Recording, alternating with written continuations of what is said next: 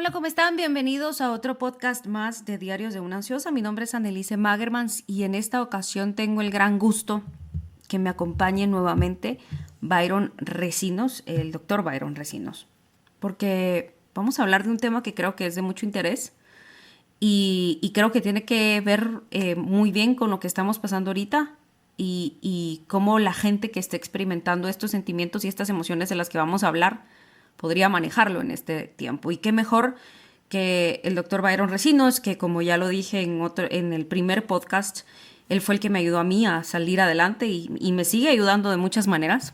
Entonces creo que lo mejor para este tema era tener a alguien como Byron.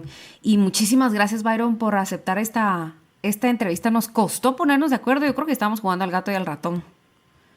Poco. Un poco bastante. Pero le agradezco en serio, Byron, que se haya tomado el tiempo. No, más bien gracias a ti, Anne, por la invitación. ¿Te acuerdas que siempre ha sido la inquietud?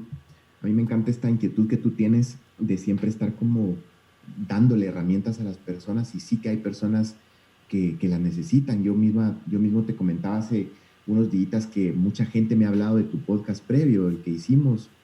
Así que le estás llegando a mucha gente y eso Ay, es pues qué como bueno. valiosísimo. Así que todo lo que pueda ayudar con todo gusto. Le agradezco muchísimo, Byron, en que me alegro que realmente por lo menos estemos ayudando a algunas personas, que ese era el punto del podcast, ¿no? Poder ayudar a gente que la verdad a mí me hubiera encantado tener algo así cuando yo estaba en mis peores momentos. Pero dejando a un lado toda la historia, por así decirlo, Sí, había un tema que nos habíamos puesto de acuerdo a hablar, Byron, que era la depresión.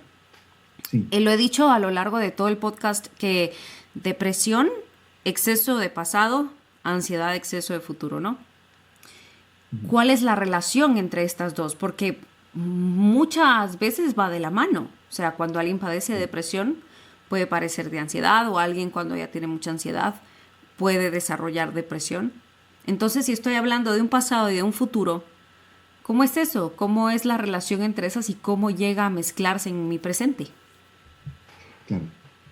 Eh, Primero que todo, Anne, sin lugar a dudas, la comorbilidad es muy alta entre las personas que hemos tenido ansiedad o que hemos tenido depresión. Pero quizá una de las cosas más importantes y quizá lo primario es poder distinguir la tristeza o digamos, o un trastorno adaptativo de una depresión, porque no es lo mismo. Yo creo que la vez pasada platicamos algo de eso y si no, qué bueno poderlo recordar, pero Anne, las emociones, y para toda la gente que nos oye, tienen un valor adaptativo. Eso significa que se seleccionaron porque nos aportaban algo como especie. Por ejemplo, la ira te ayuda a defenderte de una injusticia, la ansiedad te ayuda a protegerte de un peligro, los celos te ayudan más o menos a que sean tus genes los que estén en tus hijos y no los del vecino.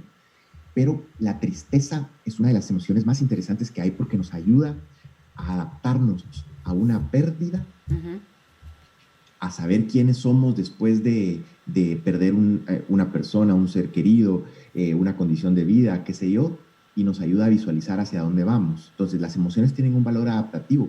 El punto es que algunas veces, así como pasa con la diferencia entre el miedo normal y un ataque de pánico, pasa lo mismo con la tristeza, Ani. La tristeza puede ser profundamente adaptativa, pero cuando cumple con ciertos criterios, se convierte en síntomas de depresión. Y esto es muy importante, ¿sabes? Como poder hacer la distinción entre una tristeza normal a algo que ya es patológico. Si me lo permites, te digo Por rápidamente cuáles son supuesto. los criterios que usamos los psiquiatras. Sí, claro. Digamos que nosotros para intentar hacer una distinción entre qué puede ser una tristeza normal o una tristeza patológica, pues hay criterios de expertos que hace muchos años han construido básicamente estos criterios, ¿no? ¿Y qué es esto, no? Es cuando una persona por al menos 2 semanas, la mayor parte del tiempo, la mayor parte del día, siente un estado de ánimo bajo o irritable. Número uno. Número dos, cuando la persona pierde la capacidad de disfrutar cosas que antes se disfrutaban. Esto se llama anedonia. Es decir, tú puedes ir al restaurante favorito tuyo a probar la comida más rica, te llevan al lugar más bonito, que uno no le siente sabor a las cosas. Ese es el segundo criterio más importante, anedonia. El tercero es cambios en el sueño. por ejemplo, tener mucho sueño durante el día o insomnio en la noche. El cuarto es cambios en el tipo. Quinto es visión gris del futuro.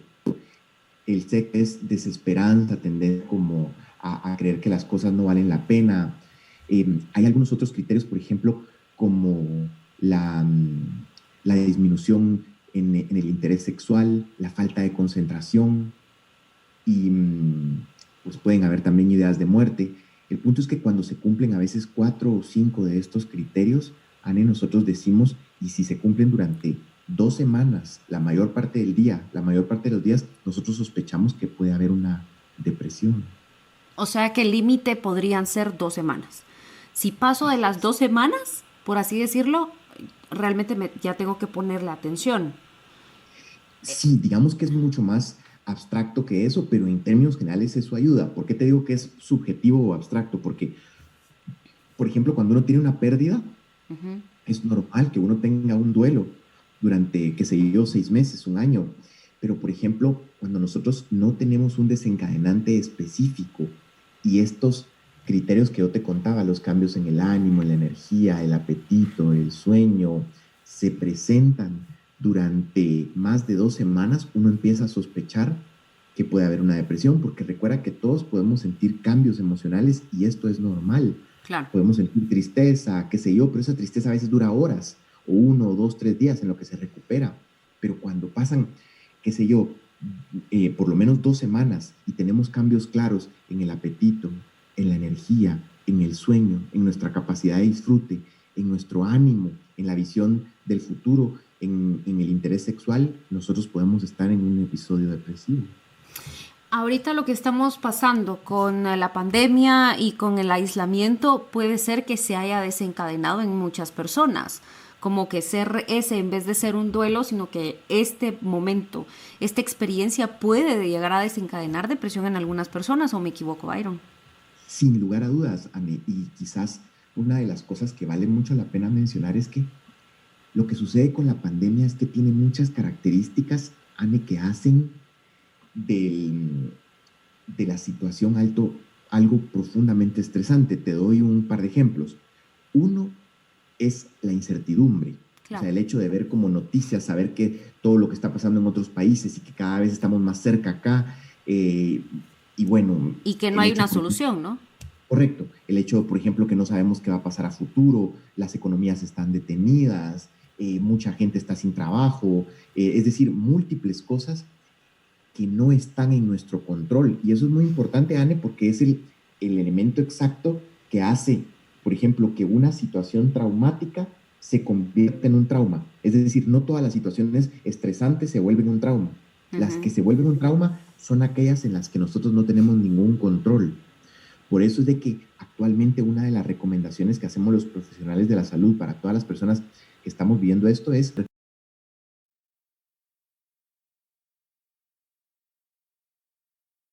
una estación, tal vez retomar un hobby, tal vez intentar como hacer normas de convivencia para con nuestra familia, porque no es lo mismo estar un fin de semana en la playa con una familia que estar en cuarentena 2 meses, ¿verdad? Claro. Una paciente me decía la semana pasada que ella ya se había divorciado 3 veces últimamente, ¿verdad? Durante la pandemia. Y bueno, pues sí, no es lo mismo. Es estar Claro, encerrados obligatoriamente. además, Anne, creo que lo mencionamos en el podcast pasado, pero hay una distinción entre el estrés bueno y el estrés malo. Sí. El estrés bueno no dura más de 100 horas y generalmente está premiado con placer. Por ejemplo, a mí me da estrés que tengo que dar una conferencia, pero ese estrés me ayuda para mover recursos, para preparar cosas aunque esté cansado. Y el día de la conferencia tal vez estoy más nervioso, pero a medida que yo la voy dando, me siento como útil y el Ya. cuerpo baja su reacción de alarma y me premia con placer. Esa es una reacción de estrés bueno, distinta a esta, en donde no hay resolución. Constantemente estamos liberando adrenalina, constantemente estamos preocupados y no hay una resolución. Entonces, al sentirnos desamparados, que estamos, con todo lo que había mencionado antes, Byron, que nos sentimos tristes, con un bajón de energía, por así decirlo, no nos da placer nada, lo que antes nos gustaba ya no nos gusta. Esto entonces realmente me puede desencadenar ansiedad, porque entonces me da miedo sentirme de la manera que me estoy sintiendo. ¿Es esa la relación que tiene la depresión con la ansiedad? Sin duda, de hecho, mira qué interesante, Anne, que la mayor parte de fármacos que nosotros usamos para depresión son los mismos que usamos para ansiedad, es decir, los famosos antidepresivos, que no se Sí. deberían de llamar así porque sirven para muchas cosas, pero si tú te das cuenta, los antidepresivos sirven, digamos, para varias cosas, y eso es porque el núcleo biológico de la ansiedad es muy parecido al núcleo biológico de la depresión. Por ejemplo, ambos tienen una disfunción en una sustancia en el cerebro que se llama serotonina. Ujú. Y sí, la verdad es de que la gente que padece de depresión, un alto porcentaje de ellos, altísimo, probablemente por arriba del 60%, tienen también eh, síntomas ansiosos. Lo otro no siempre es tan frecuente, es decir, que la persona ansiosa generalmente es deprimida, no siempre, pero sí que hay una relación importante. O sea que realmente sí se puede llegar a desencadenar por la ansiedad. Sí, sin duda es muy frecuente. Hay personas que están escribiendo, Byron, obviamente, como lo hablábamos en el primer episodio, y es parte de lo que queremos quitar el tabú de los fármacos, ya que fuimos directamente a ese tema ahorita, Ujú. que una de las razones que me da mucha gente es de primero, terapia es cara, fármacos son caros, me da miedo tomar fármacos, no estoy segura si los necesito, quiero probar algo natural. Quiero Sí, probar algo natural es lo primero que la gente piensa y es la primera solución de las personas. sí, Entonces, como usted me estaba diciendo al principio, es cuestión de estructura. Podríamos decir que es como cuando uno tiene un hijo, que le tiene que hacer una rutina. ¿Será que la rutina nos ayuda, Byron? ¿O la rutina nos cansa más? Porque eso es, mm, a mucha gente eso es lo que lo saca de quicio, la rutina, ¿no? Me levanto, hago desayuno, preparo algo, hago homeschool. O sea, tal vez esa rutina es lo que los tiene así. Entonces, ¿a qué se refiere cuando dice estructura? claro. Digamos que a cualquier persona le hace bien la estructura porque la estructura te da como referentes. A mí me gusta explicarlo a veces que es como cuando tú estás, por ejemplo, ves el mar y en el mar a veces ponen en las competencias de lanchas o algo como boyas, que son estas cosas que flotan, ¿no? Sí. Y eso dan una idea por dónde uno tiene que transitar. Por ejemplo, en el caso de la cuarentena, en donde no podemos salir y digamos que se han perdido mucho de los referentes de cotidianidad, Anne, nuestro cerebro no sabe mucho, ¿sabes? Como cuándo es el descanso, cuándo tiene que estar activo, y de hecho por eso vemos tantos problemas de insomnio en este momento Sí, o en estos tiempos. muchísimos. Correcto, Impresionante. correcto. Entonces, la estructura sirve para múltiples cosas, pero una es esa. Y con respecto a lo que tú decías, por ejemplo, por supuesto, la gente dice eso, la terapia es cara, los fármacos son caros, pero hay otras opciones. Te doy un ejemplo. Primero, actualmente hay varios profesionales que están dando, por ejemplo, atención a distancia eh, sin recibir remuneración como un servicio social. O por ejemplo, ahorita porque está cerrado, pero cuando las cosas ya están abiertas, la Asociación Psiquiátrica de Guatemala tiene una clínica de bajo costo, hay otras clínicas de bajo costo. Las universidades tienen bufetes populares en donde las facultades de psicología tienen terapia a muy bajo costo, la Universidad Rafael Andívar, la Universidad Francisco Marroquín. Entonces, digamos que la parte de la terapia a veces sí hay lugares en donde Opciones aún a hay. bajo costo. Sí, ahora, de, cuando tú decías algo natural, también nuestros oyentes a veces se pueden ayudar. Por ejemplo, si alguien considera que los síntomas, de repente si asisten a un profesional o no, hay opciones naturales. Una de ellas es, por ejemplo, la hierba de San Juan. La hierba de San Juan, por supuesto, la venden en lugares especializados, como por ejemplo puede ser estos lugares de vitaminas o algunas ventas de medicina natural. La hierba de San Juan viene en cápsulas de 300 miligramos, es totalmente, como te decía, procede de una plantita que se llama el Hipericum perforatum. Se toman 600 miligramos al día y es tan potente como un antidepresivo. De hecho, es un antidepresivo nada más que de origen natural. Recuerdo que no se puede tomar algo natural si se está tomando ya un fármaco, ¿no? Correcto. Lo que pasa es de que la interacción de la hierba de San Juan con otros antidepresivos, ambos pueden subir la serotonina de una manera, digamos, desordenada, que puede generarle síntomas al paciente muy peligroso. Entonces, si está tomando algo, no se recomienda la hierba de San Juan. Más bien, yo lo decía en este momento como pensando en estas personas que te escriben, que te dicen que tal vez quieren una opción, pero no tienen el recurso, qué sé yo, para ir a un profesional y tal vez están buscando algo natural. Y que les da miedo tomar fármacos, ¿no? Porque es normal que nos dé miedo al principio. A mí me dio miedo al principio. También me recuerdo a ashwagandha, ¿verdad? Correcto. La ashwagandha tiene más como funciones como ansiolítico, pero no sé si lo hablamos la vez pasada, Anne, pero fíjate que existe un compuesto, bueno, realmente es una plantita que se llama rodiola. La Ujú. rodiola pertenece a la familia de los adaptógenos. Los adaptógenos son plantitas que tienen la capacidad de fortalecer nuestro sistema de alarma en el cuerpo. La rodiola es uno de los más conocidos, se usa hace muchos años en Europa del Este, o cuando, por ejemplo, iban a venir inviernos muy duros o los emperadores japoneses se la daban en Asia a sus guerreros. El punto es la rodiola lo que hace es que te fortalece. De hecho, es el tratamiento, uno de los tratamientos de elección en el síndrome de fatiga crónica. Entonces, también cuando una persona siente síntomas depresivos, que por cierto se parecen mucho a los de fatiga crónica, puede tomar algo que es totalmente natural, como la rodiola. Esa viene, si no mal estoy, en cápsulas de 340 miligramos. También las venden en lugares de medicina natural y la rodiola se suele utilizar por espacio, una al día, digamos, una dosis al día por espacio de 2 meses y de ahí idealmente hay que descansar. Hay que descansar. Cada 24 horas, por Ujú. así decirlo. Correcto.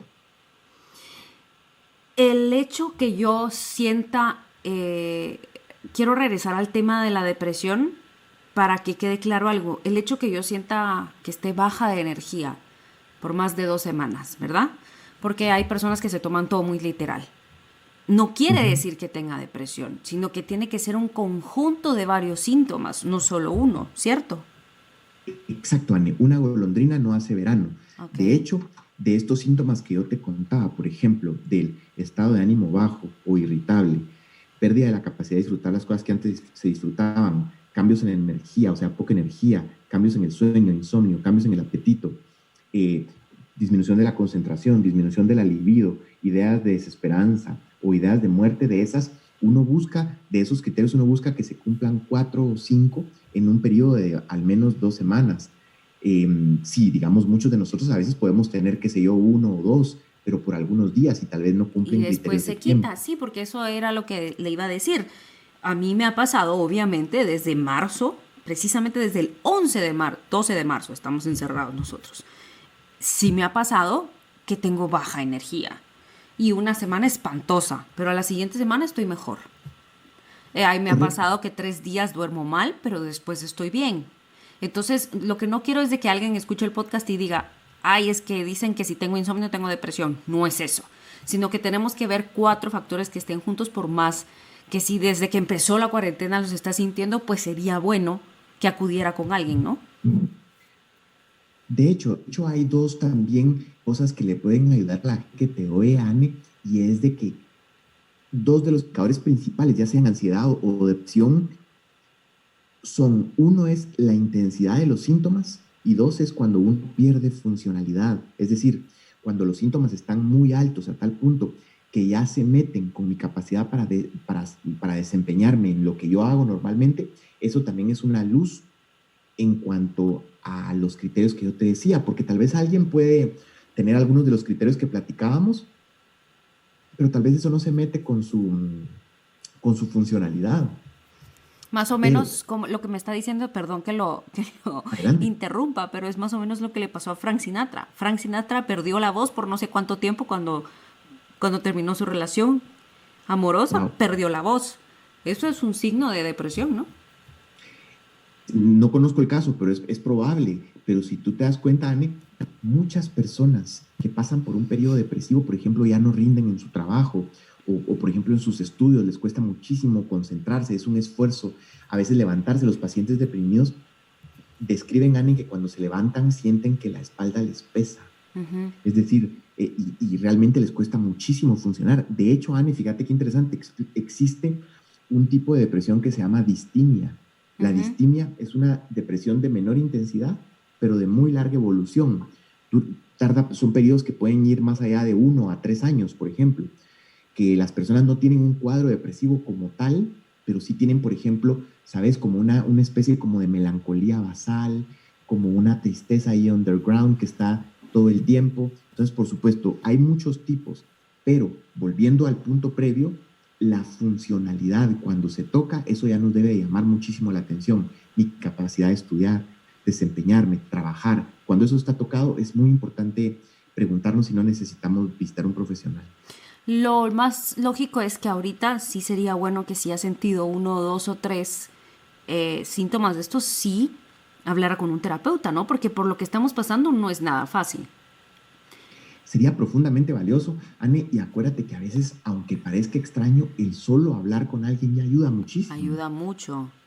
Pero Recuérdate yo que hace poco leí un escrito en internet que decía, el hecho que te hable de mis problemas no quiere decir que esté buscando un consejo o una solución. Simplemente estoy buscando a alguien que me escuche. Y eso pasa mucho, que a veces quizá vamos con una persona a desahogarnos y ya nos dan miles de consejos y nos sacan toda una retajila de cosas que hacer y una gran lista de primero tenés que hacer esto y esto y esto y lo aturde más a uno, ¿no? correcto, digamos, por eso es de que a veces el simple hecho, si tú te das cuenta, los terapeutas, Anne, rara vez aconsejan. Un terapeuta te escucha y te ayuda a que tú mismo veas las herramientas que tú tienes Ujú. para activarlas, pero rara vez te va a decir qué hacer. De la misma manera, el hablar con alguien en un contexto como el que estamos viviendo, o qué sé yo, a veces tener síntomas depresivos o ansiosos, nos ayuda mucho para aclararnos. No es lo mismo cuando decimos algo estando solos que cuando estamos acompañados, se lo contamos a alguien, lo miramos de otra manera. Ahí es en donde ayuda, digamos, donde puede ser eficiente una ayuda. La mente es poderosa y por eso es de que realmente hicimos este podcast y por eso es de que hay profesiones como la suya, Byron, porque realmente la mente es poderosa. Sí hay algo que yo puedo hacer en cuanto a mis pensamientos, en cuanto a la negatividad que me rodea, para no caer en la depresión. Porque así como cualquier enfermedad, la detección temprana siempre va a ayudar. Entonces, si uno siente que está teniendo indicios de depresión, ¿qué podría hacer, Byron, para no caer en una depresión más fuerte? Sí, hay varias cosas, Anne. Ante todo, digamos, por lo que estamos viviendo, una de las cosas que yo más recomiendo actualmente es que las personas se recuerden de distinguir que hay cosas que uno puede cambiar y hay cosas que uno no puede cambiar. Por ejemplo, yo no puedo cambiar las disposiciones del gobierno, Claro. las actitudes que tiene la gente, qué sé yo, que si yo trabajo para alguien, que si me suspenden o no, eso no lo puedo controlar yo. Pero ¿qué sí puedo controlar? Por ejemplo, mi actitud frente a las situaciones, la capacidad de comunicarme con gente que yo sé que me ayuda, o por lo menos que me recuerda que no estoy solo, la capacidad de estructurarme. Tal vez tengo que estar encerrado durante el día, pero yo puedo ponerme horarios y estructurarme y decir, de tal a tal hora yo me voy a dedicar a leer algo, de tal a tal hora voy a tratar de pensar en un negocio o en algo que yo quiero hacer para producir o en algo que siempre quise hacer, de tal a tal hora voy a hacer ejercicio, qué sé yo. Entonces, por distinguir lo que podemos cambiar de lo que no podemos cambiar nos ayuda a tener herramientas prácticas. Hay algunas cosas que también te podría decir. Uno, por ejemplo, no aislarse, ¿verdad? Dos, eh, intentar estructurar nuestros días. Tres, tratar de tener esperanza y darnos cuenta que la humanidad otras veces ha salido de crisis, así que no vamos a hacer la excepción ahora. Eh, Cualquier actividad que te lleve a conectarte con otros te puede, digamos, hacer cualquier experiencia mucho más vivible. De hecho, si tú te das cuenta, Ana, en los campos de concentración o en las dictaduras de Latinoamérica, muchas de las cosas que salvó a los presos durante años es el poderse comunicar. Es impresionante, por ejemplo, la historia de la dictadura uruguaya, en donde, por cierto, en Netflix hay una película que se llama Una noche de 12 años, que habla sobre precisamente Buenísimo. cómo encarcelaron a Huidobro y a Rosenkopf, y por cierto, en la misma cárcel estaba Pepe Mujica, Ajá. y cuenta cómo los prisioneros en celdas contiguas les tapaban la cara y los tenían, pero ellos aprendieron a comunicarse dando golpecitos en la pared, desarrollaron una especie como de clave Morse, Ajá. y con eso se lograron salvar. Dando golpecitos se contaban historias, amores, desamores, ilusiones, esperanzas, y así sobrevivieron durante muchos años. Es decir, cualquier cosa que te conecte, por pequeña que sea, no importa la situación traumática que tú vivas, te puede hacer sobrevivir y crecer a través de eso. Y de hecho, tal vez sería valioso eso, Anne, poder hablar en algún momento de específicamente esa palabra, resiliencia. Resiliencia ha sido la palabra que más ha salido en mis conversaciones durante esta pandemia, porque es más como una flexibilidad al cambio. Como usted decía, Byron, o sea, no podemos cambiar las cosas, entonces mejor adaptarse a lo que viene, ¿no? Al nuevo normal como mucha gente le está hablando. Pero si le está costando o si hay personas que viven conmigo y les está costando, digamos que le estamos hablando a alguien que vive con una persona que está cayendo en una depresión profunda. ¿Cómo podemos lograr sobrellevar esto y que no nos lleven a nosotros con ellos? Porque pasa mucho eso, pasa muchísimo. Incluso puede pasar ahorita en relaciones en matrimonios, padre-hijo. ¿Cómo podemos hacer nosotros que somos los acompañantes? Supongamos, ¿verdad? Es una idea ahí. Y probablemente una de las primeras cosas, Anne, quizá lo más importante es ayudarle a esa persona a obtener una ayuda eficiente, porque recuérdate que durante, no sé, muchas veces las personas casi que la hacen de psicólogo o de un familiar y esto muchas veces les carga sin lograr solucionar algo. Claro. Entonces, una de las primeras cosas sería ayudarle a esa persona a buscar ayuda eficiente. Por otro lado, lo básico, ¿verdad, Anne? La persona que duerme bien es altamente probable que mejore su ánimo, solamente con dormir bien. Y si no está durmiendo bien, por ejemplo, muchas personas usan cuestiones naturales, el mismo uso de la melatonina, productos como la pasiflora, valeriana. El dormir bien nos puede ayudar. Uno, dos, el hacer ejercicio. Tres, establecer algún tipo de dieta que de alguna manera pueda como, por ejemplo, que la persona coma a sus horas, que haya como cierto aporte de vitaminas, de verduras, de frutas, Que no para abuse de asegurarle la un aporte comida de vitaminas. chatarra y que le baje el azúcar un poco. Eso, ese tipo de cosas siempre pueden ayudar un poco.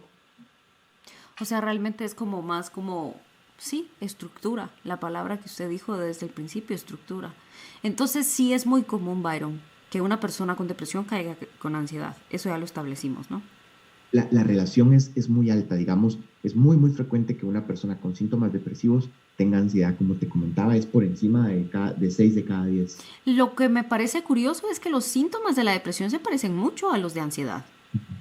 Muchísimo, O sea, no hay ningún muchísimo. diferenciador. ¿Cómo sé yo si es ansiedad o es depresión lo que estoy sintiendo Y entonces? digamos que, aunque tienen algunos en común, sí hay distinciones muy importantes. Por ejemplo, la depresión es un exceso de tristeza.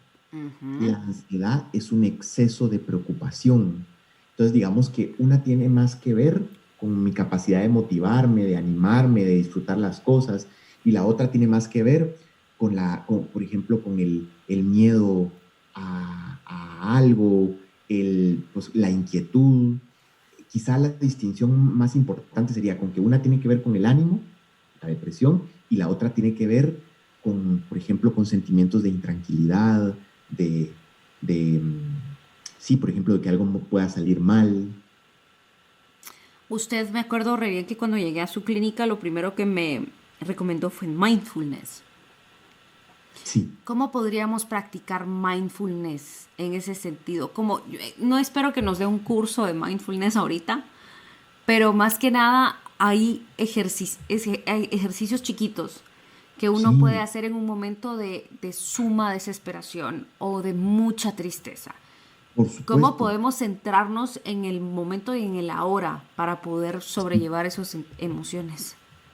Digamos que la palabra mindfulness probablemente uno la pudiera como, es como una forma de decir meditación, aunque la verdad es que cualquier ejercicio que suponga tu atención sobre un punto, eso ya es meditar. Por eso es de que Ok. hay personas que meditan, por ejemplo, Anne, caminando. ¿Cómo lo hacen? Intentan ser conscientes de sus pasos.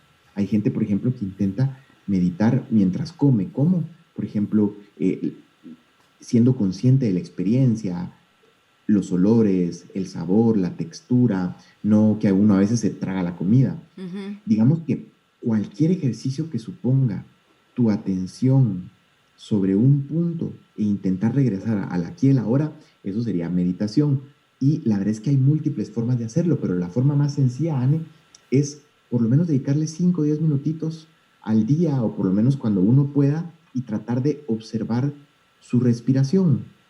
Normalmente, como la mente está muy distraída y muy dispersa en la mayor parte de seres humanos, uno pierde la atención, Ujú. empieza como a pensar en otras cosas. En ese momento uno gentilmente regresa la atención a la respiración. Y ese pequeño ejercicio, aunque muchas personas no nos lo crean, sirve para que la persona en su vida cotidiana vuelva al presente. El punto con el presente, Anne, es que en el presente uno puede tener, por ejemplo, miedo, pero no ansiedad. Ujú. El miedo es una reacción normal, pero la ansiedad es ya como la construcción mental que yo entretejo en torno al miedo. Lo mismo con la tristeza. Uno en el presente puede tener tristeza, pero no depresión. Para tener depresión, ya, por ejemplo, uno tiene que, qué sé yo, visualizar el futuro, compararse con el pasado. Lo que trato de decir con esto es que cualquier cosa que te regrese al presente hace muy difícil que la mente esté dando vueltas en cosas que nos pueden meter en espirales de pensamiento negativos. Lo malo es que realmente pasamos el mayor tiempo del día con como, ¿cómo lo puedo decir? Porque la palabra que se me vino era diarrea de pensamientos. Como demasiado cosa que le está dando vueltas a uno el hámster terriblemente ahí arriba y realmente a veces uno no se enfoca en el presente. A mí me pasaba mucho cuando iba manejando. De repente llegaba al lugar y no me acordaba del camino. Y así Claro. es como vamos por la vida realmente. Estamos viendo tanto pasado, futuro, pasado, futuro, que no me estoy dando cuenta de lo que estoy haciendo hoy. De hecho, Anne, por eso es que a muchas personas ansiosas o con síntomas depresivos les da muchísimo alivio el simple ejercicio que uno les recomienda de volver al presente. Ujú. Por ejemplo, tratar de ver qué estoy tocando, qué Lo estoy de los oyendo, 5 sentidos, ¿no? Ujú. y qué estoy oliendo, qué estoy viendo. ¿Por qué? Porque la conciencia no puede estar en dos sitios a la vez. O está en the monkey mind, la mente del mono que nunca para, o como tú le decías, esta diarrea mental. La Ujú. mente, lastimosamente, nuestra sociedad hoy en día está hecha para que nuestra mente no pare y ande saltando de estímulo en estímulo. Pero precisamente cualquier ejercicio contemplativo, es decir, que regrese mi atención al presente, para un ratito el discurso mental. Y esto es muy interesante, Anne, porque para estar ansiosos o deprimidos necesitamos una mente que esté dando muchas vueltas. O sea, realmente por eso sé que ayuda tanto el mandala, ayuda mucho Cualquier, claro, sudokus. cualquier actividad que te regrese al presente te saca del discurso mental que alimenta pensamientos negativos. Qué impresionante porque realmente cuánto tiempo al día o cuánto tiempo en nuestra vida perdemos en preocuparnos por cosas que ya pasaron o que no han pasado. O por ejemplo, Anne, la mayor parte de cosas que nos preocupan, esto está como demostrado, no pasan. Es La cierto. mayor parte de preocupaciones no pasan. El punto es que nuestra mente está tan cableada para la información negativa que tenemos un sesgo hacia eso. ¿Por qué? Porque la mayor parte del tiempo que nuestro cerebro tomó el evolucionar era mucho más importante fijarse dónde había un depredador que poder contemplar un atardecer. Es decir, nuestra mente se cableó mucho Ujú. para la información negativa porque de ella dependía mucho nuestra supervivencia. Es impresionante realmente. Y todo el tiempo que realmente perdemos. Todo lo que podemos ser de productivo lo estamos perdiendo en darnos cuenta, en pensar en esas cosas que a veces no suceden, ¿verdad? Y eso es que es tan poderoso, Anne, volver al presente. El Ujú. ejercicio de simplemente estar aquí, ¿verdad? Por eso hay muchas historias en la sabiduría contemplativa, ¿verdad? Que a veces para uno no parecen tener sentido. Era esta historia cortita en donde le dice el aprendiz al maestro monje, ¿verdad? Le dice, por favor, ¿me puedes dar el secreto de la iluminación? Y le dice, eh, y el maestro le contesta, sí, ve a lavar los platos, ¿verdad? Y ya los lavé, le dice, bueno, entonces ve a barrer. Ujú. Entonces, el aprendiz en ese momento no entiende, pero lo que le está tratando de decir es que el secreto de realmente el desarrollo de nuestra mente es en volver al presente y hacer lo que tengamos que hacer. Y también dejar todo limpio. Hoy es mejor. Limpiar nuestro camino para poder llegar. Realmente le agradezco muchísimo, Byron. Creo que espero realmente que esta plática sea de mucha ayuda, porque creo que somos muy duros con nosotros mismos y está pasando durante esta pandemia, que porque no hemos logrado hacer alguna de nuestras metas o porque nos sentimos tristes o ansiosos, nos estamos dando palo todo el día. Ani, rápidamente lo menciono. Ane, hay por ahí gente que dice que de esta pandemia hay que salir con un libro leído, con una meta hecha. No, no es cierto. Esta cuestión es de supervivencia. Mucho se hace con poder llevar a cabo lo que estamos llevando. Entonces Claro. también que la gente esté presionada es bastante con poder superar lo que estamos superando cada día, ver las noticias a veces y ver, qué sé yo, las cosas que por ahí vemos, pero es bastante con poder sobrevivir. O sea, realmente no es un curso de vacaciones, es una pandemia lo que estamos pasando. Así que Correcto, correcto. se vale sentirnos tristes, se vale sentirnos desesperados, se vale tener miedo, pero siempre tenemos que regresar al presente y adaptarnos. De hecho, Anne, por si te sirve, te voy a mandar las diapositivas de una conferencia que yo di hace un par de semanas, precisamente sobre cómo enfrentar el estrés en tiempos del COVID. Y tal Ujú, vez las diapositivas te pueden servir a ti para compartirlo en otro podcast por con las supuesto, personas, me porque hay encantaría. elementos muy prácticos. Claro que sí, me encantaría. Muchísimas gracias y sí me gustaría ¿No? compartirlo con las personas que nos siguen en las redes. Y por supuesto, usted está atendiendo también eh, vía online, ¿no? Muchos profesionales estamos como por medios virtuales, Ajá. correcto, trabajando. Algunas veces cuando es muy necesario vamos a las clínicas, pero tratamos de evitarlo para no exponer al paciente y obviamente para tampoco exponernos nosotros. Y también, por ejemplo, muchos de los bufetes que yo mencionaba de psicología están funcionando de manera virtual. Buenísimo. También lo pueden buscar entonces. O sea, opciones hay. Lo que pasa es que hay que buscar y por ahí dicen que el que busca encuentra, ¿no? Correcto, correcto. Muchísimas gracias, Byron, en serio. Le No, agradezco un gusto. muchísimo que se haya tomado el tiempo y además Muchas también por aguantarme cuando le mando mensajes de voz. gracias a ti por la invitación, me da gusto ser de ayuda. No, de verdad, a mí también me encanta la idea de tenerlo en el programa porque cada vez que platicamos, desde que lo conozco, me abre la mente a algo más y me hace clic más cosas siempre que hablamos. Entonces le agradezco del corazón y espero que realmente esto le sirva a muchas personas. Gracias a ti, Ana. Muchísimas gracias y gracias a ustedes por seguir sintonizando Diarios de una Ansiosa. Les recuerdo que pueden escucharlo en Spotify, en Apple Podcasts y les pido por favor que compartan este podcast porque está hecho para poder ayudar a personas que están pasando por un mal momento. Entonces, si usted conoce a alguien, compártalo. También nos pueden escribir a través de todas las redes sociales, @Diarios de una Ansiosa, en Instagram, estamos también en Facebook. En cualquier lugar puede comunicarse conmigo para que podamos estar en comunicación, valga la redundancia, y poder ayudarnos. Y también si necesitan los datos de Byron, con muchísimo gusto lo vamos a compartir para que puedan hacer cualquier tipo de consulta con él. Así que les agradezco por estar siempre pendientes de este podcast. Les mando un gran abrazo, espero que les sirvan de mucho.